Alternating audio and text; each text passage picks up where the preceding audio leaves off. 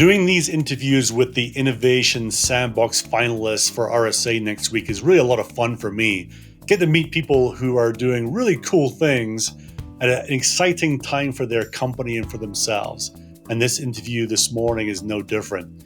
Abhi Sharma is the co-founder and co-CEO of Relyance.AI. And in our chat, he talks about two college projects that he worked on that were absolutely pivotal in his continued success as an entrepreneurial tech world.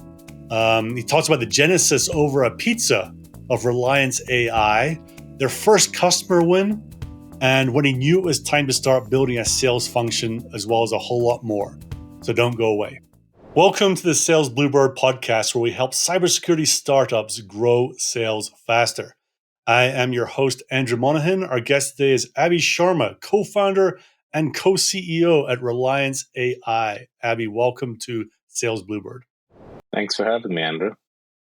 I'm looking forward to our conversation, Abhi, because Relyance was selected as a finalist in the Innovation Sandbox competition at RSA next week. We're actually recording this the week before RSA, and this episode will go out, I think, live on Friday or Saturday. So exciting times for your company and what you're doing, probably a little bit of validation and a little bit of excitement at the same time. So I'm keen to hear about the innovations that you're doing, how you're approaching what you're doing differently to everyone else, and hearing what's going on at Relyance right now. So it's going to be a super interesting conversation for me. All right, well let's look a little bit to your LinkedIn resume, Abhi. I'm going to try and do some summarizing here. So what was interesting was you founded a company while you were at Carnegie Mellon. It sounded like you founded Contect, Kontect at Carnegie Mellon. When you left Carnegie Mellon, you joined AppDynamics at a time when I think things were just kicking off at AppD, right? They were just in that scaling mode, and you were a platform engineer there. And then you co-founded an early team at Foghorn Systems, where you spent a little bit of time. And then fast forwarding to May 2020, officially on LinkedIn anyway, you co-founded Relyance.AI. Did I get that about right? Yeah, that's perfect. That's the perfect chronology. And starting a startup or founding a startup at university, that's not what people usually do. I know my university days were spent a little bit differently than that. Tell us about Contect. Yeah, so Context was sort of like a passion project of mine. When I was at Carnegie Mellon at grad school, and I had this big dilemma of like, am I going to stay back for a PhD, or do I do my master's degree and just like go work in the industry? And I was always conflicted by that. And I was working with this professor who actually came up with the original first distributed file system back in the day. And so I was a big fan. I was in this big dilemma. And he was like, well, why don't you just try building something and go through the motion of, you have all these passion projects and you'll get a sense for like where your heart is. I was like, okay, that's a great idea. And so I started sort of building this little project. And in order to work on that little startup, what I did is I hacked the independent study, and I said, well, I'm going to get 5 credits for an independent study that this professor is going to be my advisor. So I don't get 2 classes, and I was just going to build this thing I want to build.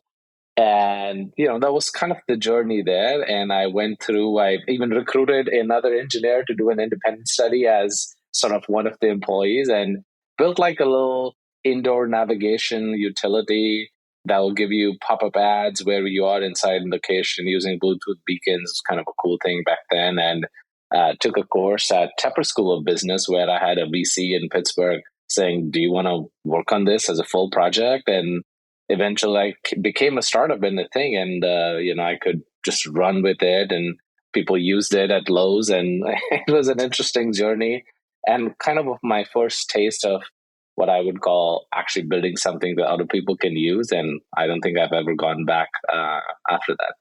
How important was that experience to giving you the confidence and the understanding to go and do Relyance? I think it was very instrumental. It was very, very pivotal for me.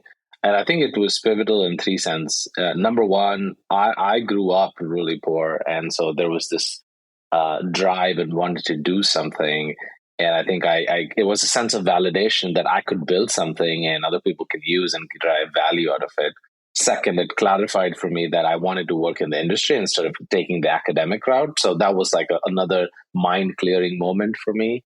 And the third thing was just kind of giving you this little boost or confidence that um, there is just immense amount of joy. And just a quick side, I worked on another project there for ALS, the Lou Gehrig's disease. And back then there was the ice bucket challenge, if you remember.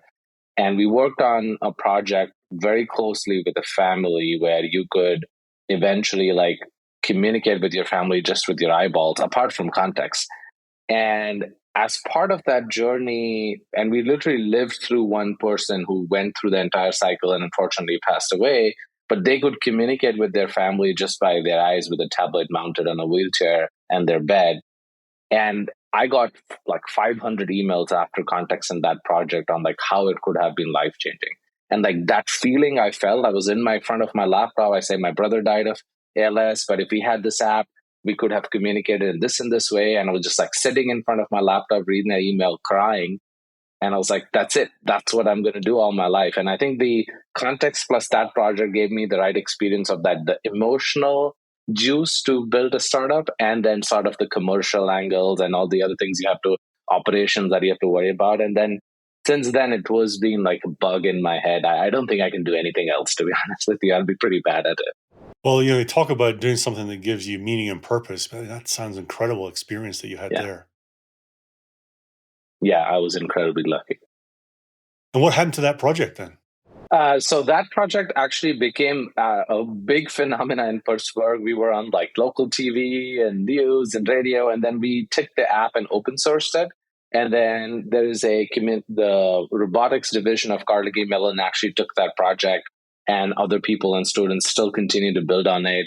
So like the next incarnation that I remember was some people took the source code and then mounted it on a tablet, and then were basically allowing joystick-like controls with your eyes for people with Lou Gehrig's disease, so they could be on a wheelchair and still move around a little bit, just in a small area. And the whole concept of the idea was you might like have a little tiny laser mounted on top of a tablet. It will track your eyeballs, and then you train it for like 5 minutes, because people with ALS can eventually only move their eyes when the disease really progresses. All the involuntary functions are still on, let's put it that way. And so once you train it, you can look at like a little box which says up arrow key. And if you keep looking at it, the chair would move a little forward.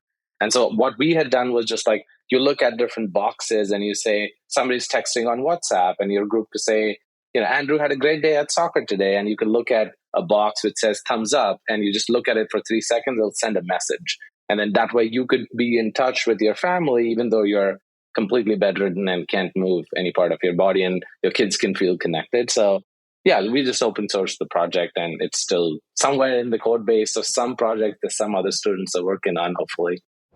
Yeah, I hope so. That's an incredible achievement and an incredible, meaningful project as well. Must give you a lot of Mhm. satisfaction looking back at that one. I can tell by the passion that you bring to it, and we're chatting about it right now. Yeah. Um, let's fast forward a little bit, Abby. So tell me about that pizza that you had with your co-founder at the end of 2019. Yeah, yeah. So this is a fun story. It was late 2019, and my previous startup was getting acquired. I just hiked Kilimanjaro in Africa and come back, and we were just catching up. So my co-founder Layla and I were friends in a personal life before we started the company, and I was like at that time in this headspace of like, okay, what am I going to do next? And I was academically researching this whole idea of progress study. I won't bore you with the details, but I was obsessed with working on a problem at the intersection of two different domains. I was in sort of that headspace. And I met Layla for pizza just to talk about the hike. And Layla had spent like 15 years as an operator, as a lawyer, building privacy programs for like dozens of industry verticals. And she obviously hated all the tooling that existed. I was already like in the headspace of designing some a privacy platform that will better serve the industry's needs. And so we met for pizza, and that pizza conversation became like an 8 hour lunch followed by like multiple stops at different coffee shops, just discussing the impact of privacy on the world. How do you protect personal data? The intersection of AI and law, and you're already seeing the craziness happen. Like regulators have no idea how to regulate GPT or other things, and we actually talked about this like late 2019 over pizza in December, and it just felt like a meaningful, mission driven project that would have impact across the world. Everybody needs to care about this. And nobody had applied compiler and observability and machine learning principles to this industry. It seemed like a very top down data scanning type of solution. And so we had the perfect combination of like an operator who's my co-founder, and then myself who's coming from a different experience and lens, and we just like combined and mushed our brains together to build Reliance, and haven't looked back since. I mean, it's been a little shy of 3 years. We have been operational, and we've grown phenomenally fast. And I think that hypothesis with which we started the company really resonated. So it was like the perfect combination of burrata cheese on pizza and the most unusual combination of a privacy lawyer and a compiler nerd, just like jamming together to build something. Sometimes it's the strangest combinations that make the biggest impacts, right? Well, let's talk about Reliance Yep. then. What problems are you solving for a company? Yeah. So Reliance is a SaaS platform that's using machine learning to basically help a company build its entire privacy, data governance, and compliance program in a single platform. So the a problem that we're solving for our customers is to give them two things. Number one, continuous visibility on their data processing when code is being written within the software development lifecycle. So really highlight for companies in a very visual, visceral way, how am I processing personal, sensitive, and special categories of data? And then continuously compare that with that organization's contractual obligations, policies, and regulatory requirements. And anytime you have gaps, issues, we will highlight them. And so Reliance sort of becomes your system of record for all of your privacy compliance needs from a compliance standpoint, governance standpoint, and also a system of intelligence for highlighting any gaps, issues, or problems, but really shifted left into your business operations and developer operations rather than playing catch up or after the fact. And that's the essence of sort of what we do. Yeah, my impression is that what people are doing is doing assessments and asking for people to self-report on what Yeah, they're doing or not doing. Is that right? Is that what people are doing, and it's not automated much at all? absolutely. I think there are like three big macro shifts going on in the world. Like, as you know, tech's becoming regulated. There's an elevated concern of privacy for everybody. And then like machine learning and AI is everywhere.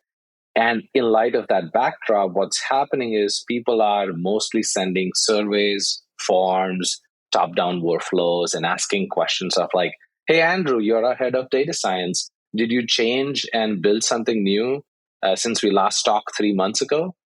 Of course, you change and build. Like you built a million things, you push code like a million times a day.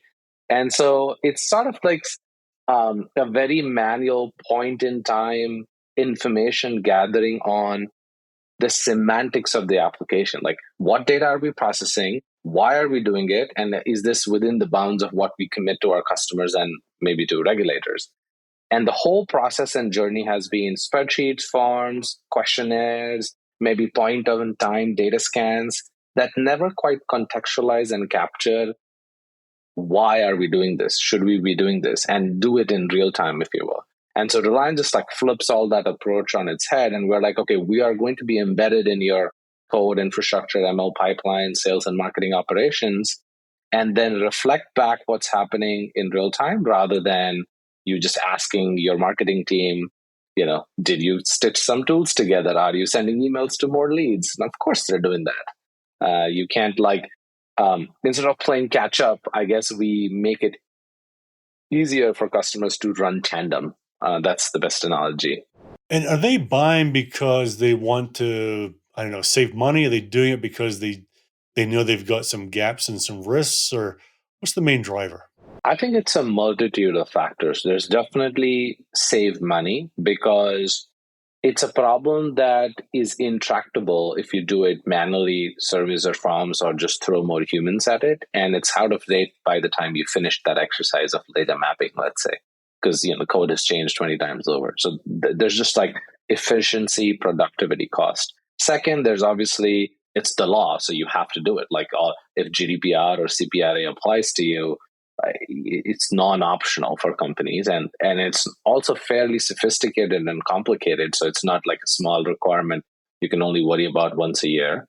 And the third thing is the trust posture. It is affecting bottom line right now. If you're in your sales workflow, it's like privacy has become the new SOC 2 type 2, if you will. I mean, you're selling cybersecurity products for a while. You know that if you're an enterprise SaaS platform, you don't have your SOC 2 type 2 or ISO 27001. Like, nobody's buying you, or you don't have SSO support. Like, end of story, right? Doesn't matter how much your software works.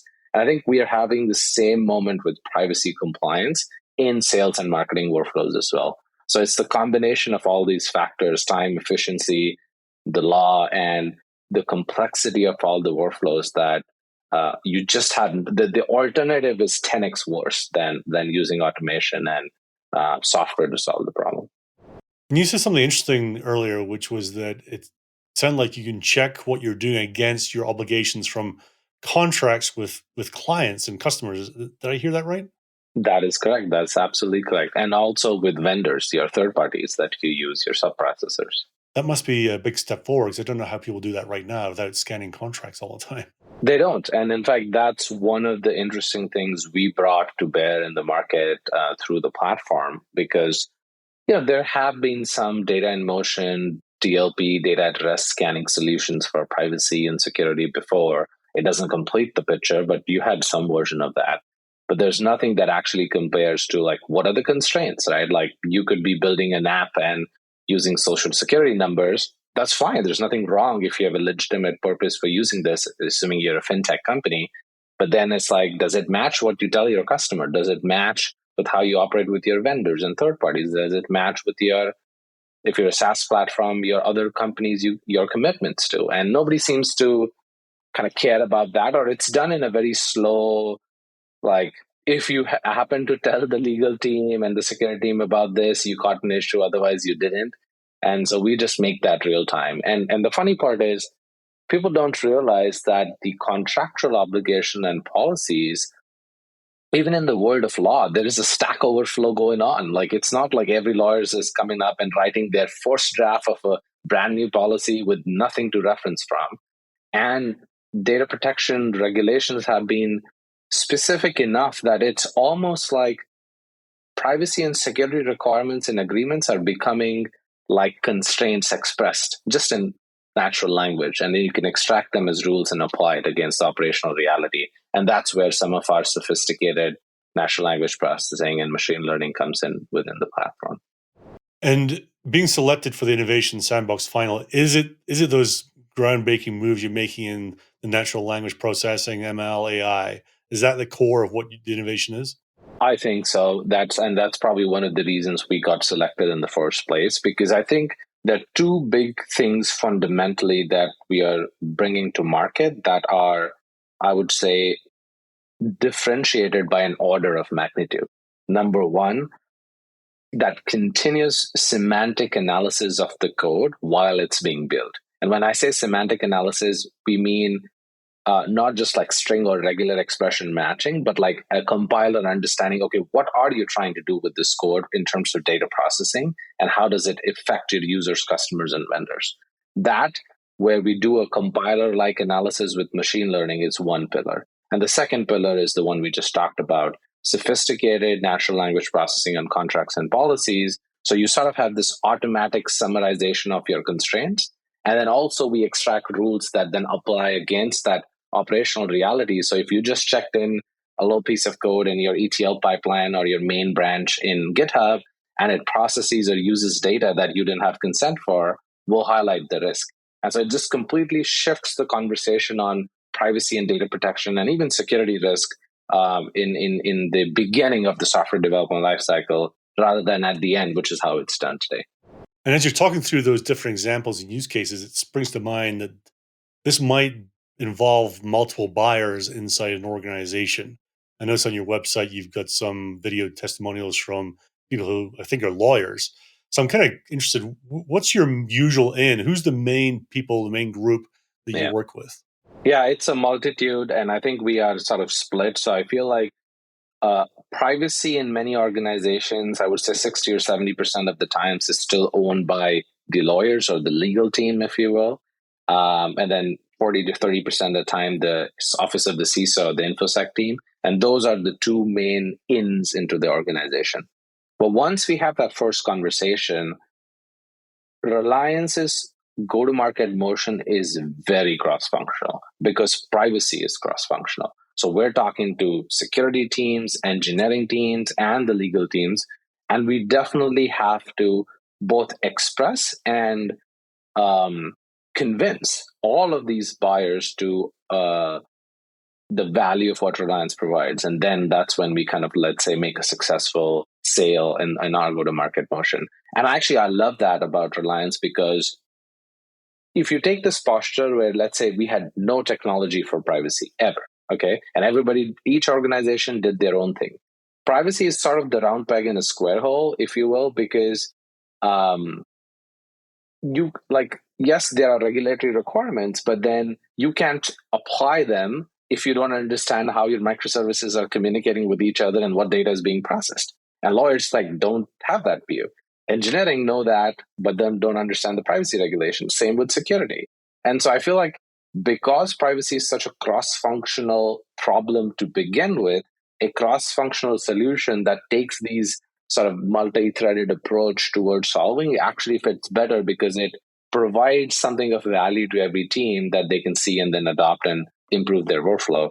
So our in is usually legal or the CISO's office, but then it's very cross-functional across the engineering teams. And I'm hopeful over the next decade or so, those ratios will shift and engineering will have a more active role in both not only adopting but building, because privacy by design is such a valuable and topical topic for today. And when you show these teams Reliance for the first time, what's the wow moment? What's the thing they go, oh, I get it now? I think that we have this view in the platform where we actually have a full visual, like a circle of a 3D style graph of data lineage of data flow. So what we do is we say, we've never done any deployment. And let's say you were my buyer, Andrew. We'll jump on a call. You have not done anything. You'll go into Reliance and for 10 minutes, we'll click around a couple buttons, make sure we get some service account access, and you'll deploy a little container for your code analysis, typically done in 10 to 15 minutes. And before you jump off that call, that first 60 minutes you've ever done anything with Reliance, a graph pops out right in front of your eyes and it starts highlighting data flows across your microservices and your systems and your source to sync with lineage, which is very hard to do. And that's when people go, oh, I didn't know that we were sending this log from Datadog to Zendesk. Oh my God, that seems weird. There's PII over here. Or I didn't know we have these four shadow IT systems. Or I didn't know that this is how the lineage between my checkout service and shipping service and my Stripe API calls are. And so the it's sort of like people feel they have a mirror that reflects the nervous system of the data flow of their organization in an instance after they pushed a couple buttons. And I think that's the aha moment where you visually see this.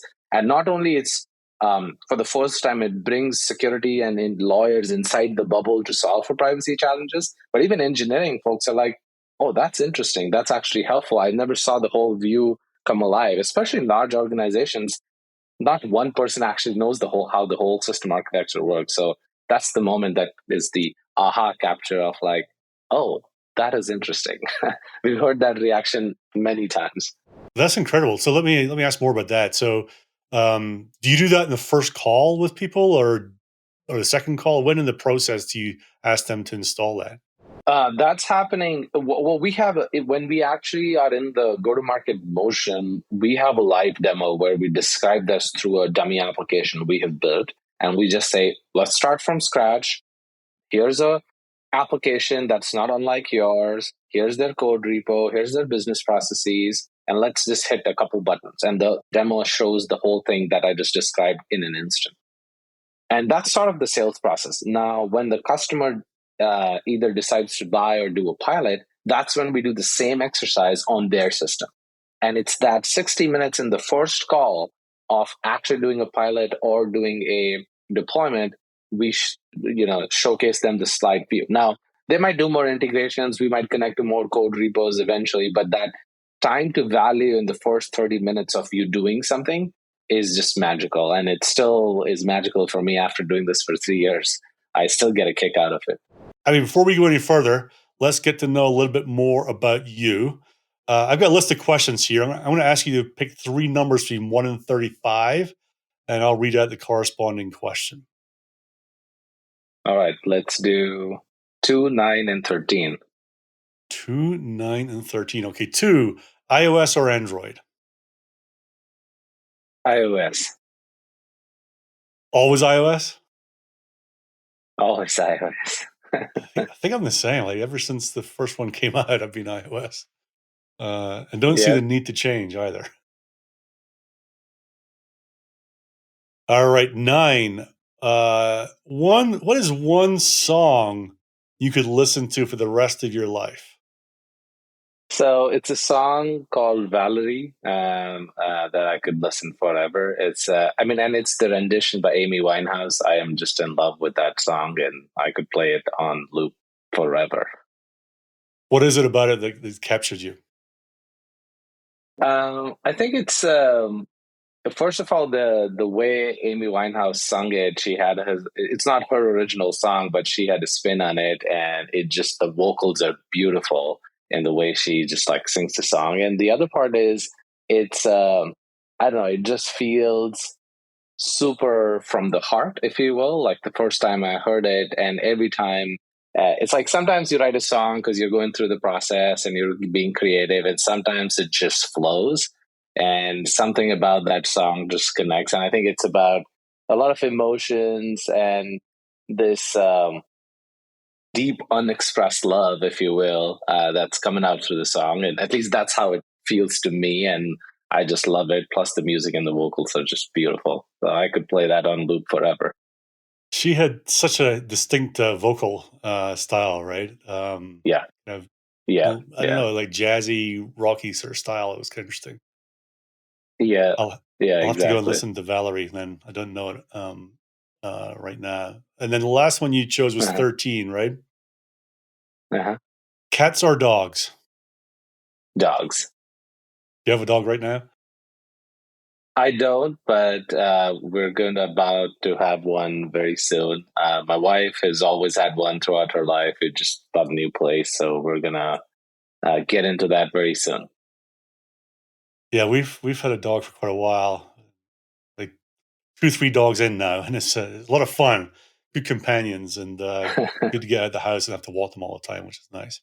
Well, let's go back to another significant day in the development of Reliance, Abhi, which is the day you won your first real live paying customer, not a design partner or early adopter who was on Yep. giving you a favor or whatever, but the first one that came in that you didn't really Yeah. know much about and they paid you real hard cash. Take us back to that day. Yeah. Yeah, I still remember it. I don't think I will ever forget it.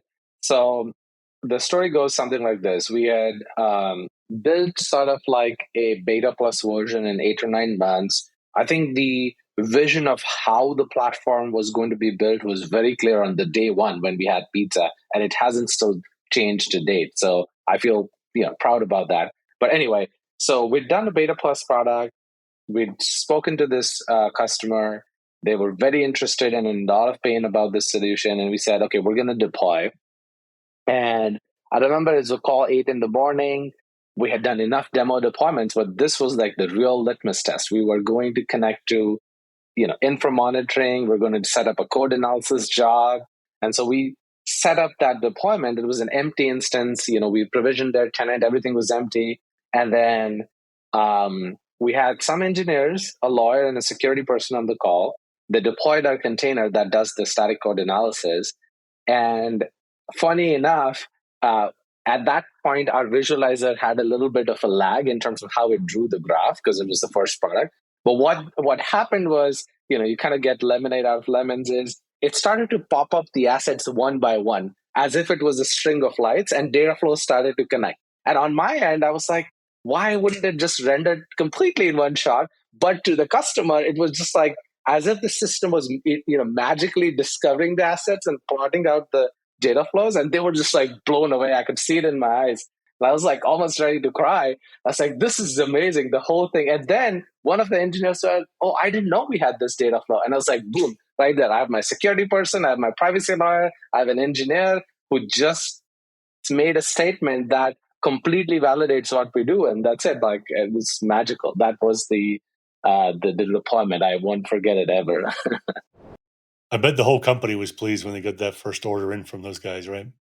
Oh, yes. And in fact, the funny part is after they saw that demo, not only they got the first order, but they negotiated price for the next 2 years. And that's when I knew we're headed down the right direction, because if they didn't feel enough value or they were uncertain about the value long term, they would not have asked for that in the contract. And that's when you know that, okay, the flywheel, even though it's your first deployment, the flywheel can turn or is starting to turn. That is a great point. I think a lot of people, when they're working with early stage companies, they're like, well, let's just try it for, I think this could be good, but let's just try it, right? And they're unwilling, unable, or cautious anyway about thinking past 6 months or a year. That must be very, very validating for you. So after that moment, at some point in your process, you started to hire a sales team. How did you know it was the right time to start bringing in salespeople? Yeah, that's a great question. I feel like we had done our first 3 or 4 deployments with customers. And when I say customer, these are like full-blown paying customers. I'm not talking design partners, pilots. And we were able to replicate the value delivery in the same way we talked about it consistently over those first 3 to 5 deployments.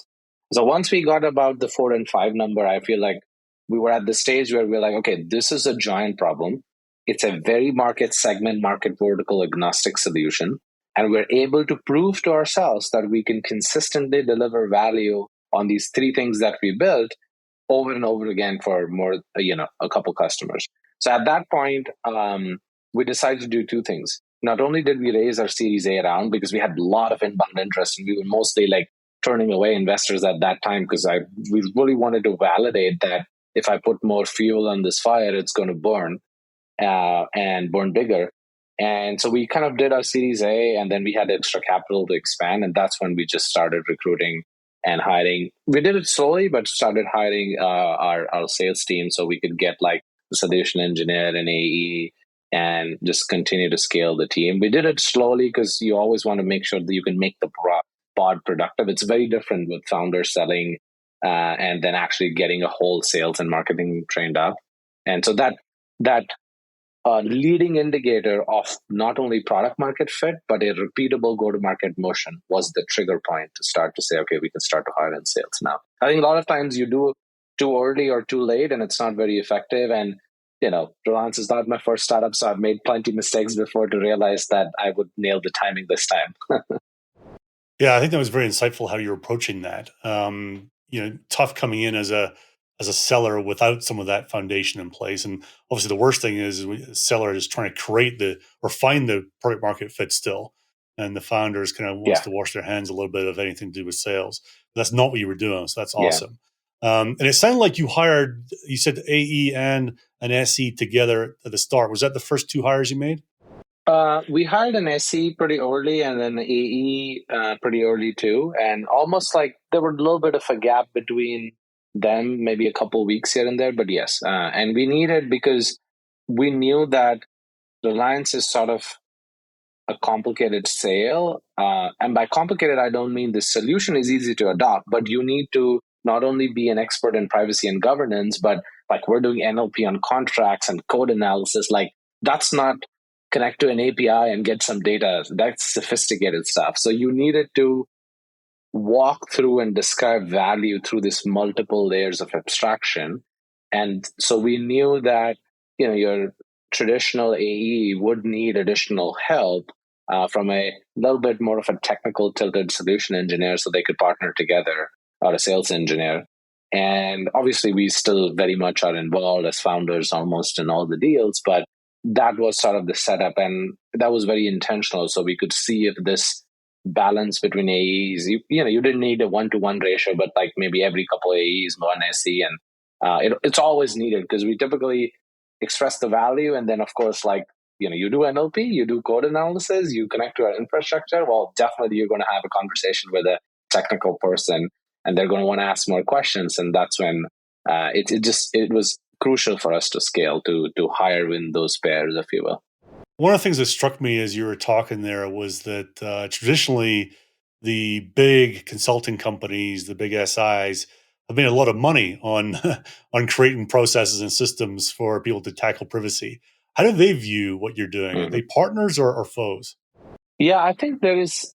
I feel the jury's still out on it. I certainly tend to think that it will lean towards partnerships long term. And the reason for that is a lot of the consulting firms that provide solutions or services around privacy or data governance still tend to be very streamlined on processes, but very manual in terms of like the things that you can do.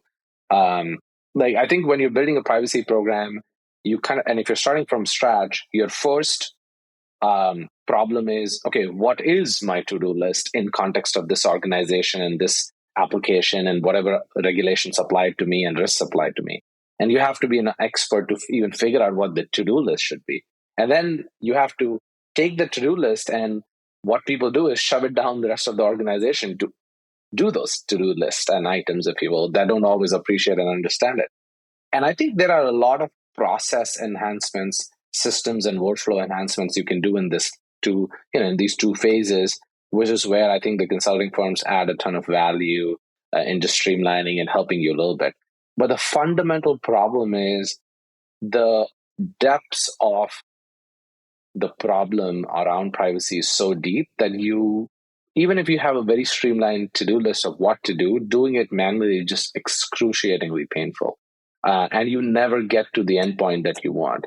So unless like they are spending all the time building deep technology, I don't think that they can really move the needle. So therefore, my conclusion that long term, it's probably going to be some function of partnerships as the whole market and solutions in this space, mature. Yeah, I wonder if their view on what you're doing might have changed in the last few months as the whole Chat GPT and uh, GPT-4, all that sort of stuff coming out. It must be causing a lot of their brains to be thinking, what does that mean for our core business if some of this seems to be so easily automated? So, it'll be interesting to see how that plays out in the coming years. Um, one last question for you on the sales side, Abby. So, if there was such a thing as a magic wand that you could wave to fix one thing for your sales team overnight, what would you have it fix? Everybody fills out their medic sheet consistently, precisely in the most pristine fashion. That will be. It's very tactical, but it's like my biggest pet peeve. And if I ever have it in me to start another startup, I think that's what I'm going to build: end to end, net new AI driven sales a system that may or may not connect with Salesforce, but it just like I'm an engineer, I'm a process oriented person, I love to organize things, and it's just like it just bothers me why like it's funny, like we use telemetry for everything else in the world. Like you're building a SaaS application, you measure your performance, you measure your uptime, you measure your latencies, you're doing fitness, you measure everything. And then suddenly when we get to go to market and sales, it's like we forget that there is also math to all this telemetry, and there's a funnel, and like you need all these data points. And if I had a magic wand, I'll fix that right now. That is the best engineer's answer I've ever heard on that question. It's what's interesting about the sales side is they're measured in so many ways, right? You can go and Yeah, analyze their calls. You can assess and analyze the success of their emails. You can look at the tone of yeah, the voice as they're talking to people. Are they doing certain actions? There's a whole compared to what it was 10 years ago. You can get amazing insights yeah. into what they're actually doing. But when it comes to the salesperson still filling in something, there seems to be that disconnect. Like, oh, it's paperwork, it's admin, it's things like that. Well, what I would say is that the what I found is there's a there's a category of salespeople who are highly successful and are self-aware enough to realize why they're highly successful and know that's an important part of it. And whilst they might like it still, they know that having the rigor of going through Medic properly actually is going to help them win deals. And there are people out there that are like that, believe me. I have seen it, and we've had friends and coaches, and they're very successful because they, follow the regime of that rigor, and it's incredible if you just do those few steps really well. How much context and back and forth communication you can even save within the organization. You can qualify well, and all the stuff on what are the benefits of doing it well. But yes, that's my pet peeve. Yeah. You ask a salesperson, is it needed? They'll say, of course it is. Yeah. And then you ask them, why haven't they done it? Say, I'll get to it. It's funny. Anyway, listen, I've really enjoyed our conversation this morning. If someone wants to get in touch with you, what's the best way to do that? They can email me, Abhi at Relyance.AI. I'm also on Twitter, Abhi Sharma _B, or they can connect with me on LinkedIn. Awesome. And next week is a hopefully exciting and fun week for you. And Monday is the Innovation Sandbox competition itself, when you have to go on stage and present. So wish you every success for that and for the rest of RSA and the rest of the year. Thank you very much. And we're looking forward to winning the thing. Love the confidence. Thanks, Abhi. I really enjoyed meeting Abhi for the first time on this call and hearing him talk about his journey and what they're doing at Relyance.AI. A lot of takeaways as usual. For me, 3 things stood out. The first one was, I don't know if you picked up on this, but he's obviously very articulate and loves what he's doing. But there was 2 areas that really lit him up. One was when he was talking about the ALS project he worked on at Carnegie Mellon. You can tell that was passionate and meaningful for him. And the second one was when I asked him about the time when they won their first real live paying customer at Reliance. And you could tell it was a super impactful and exciting time for the company. So I loved how his passion came out in both of those moments. There were things that really keyed into him, and he was thoughtful about, especially the ALS one. It governed, it impacted how he went about his career after that. So, big impacts and come from passionate things like that. The second thing that I took away was, hiring the first salespeople. So they realized that through the first few interactions, he said 4 or 5 deployments, 2 things became clear. One was this was a massive problem, right? It wasn't niche-y. It wasn't a small thing. They could have the confidence that if they hired salespeople, there was a lot of demand out there for them to go after. And the second thing was he talked about, even in just 4 or 5 deployments through the processes, that they had a sense of the repeatability about it as well. And, showing up as the first salesperson without either of those things is challenging, right? But especially if there's no repeatability and you're supposed to just figure it out. I think I really loved how they approached that to say, we've got 2 things in our favor here. Now we need to make sure that we're maximizing what we're doing. We just took some funding, so let's use some of that to build out the team. And the third thing that stood out for me, and gosh, this is a common thing again and again, that phrase, time to value, right? And in this case, what he was talking about, either in a pilot or in an actual implementation, within 30 minutes, the people are seeing their own live workflows, their own flows of data, and where they're going and things they could never see before. And that is so important, right? I think the standard is beginning to be set these days that time to value needs to be in the minutes and the hours, certainly not in the months and the quarters and the years. So they've got a tool that enables them to show that so quickly. And I love how they're doing that. It's a real lesson as we're thinking about building new tools and innovating, is how can we get that time to value down to a really short time, and making sure that our prospects understand that we're able to deliver on that. So those were the 3 takeaways for me. Super fun conversation. Abhi's a great guy. A lot of passion in what he's doing and real interest in making it a big success. So I wish him and the team a good luck for next week at the Innovation Sandbox Comp itself and for the rest of the year.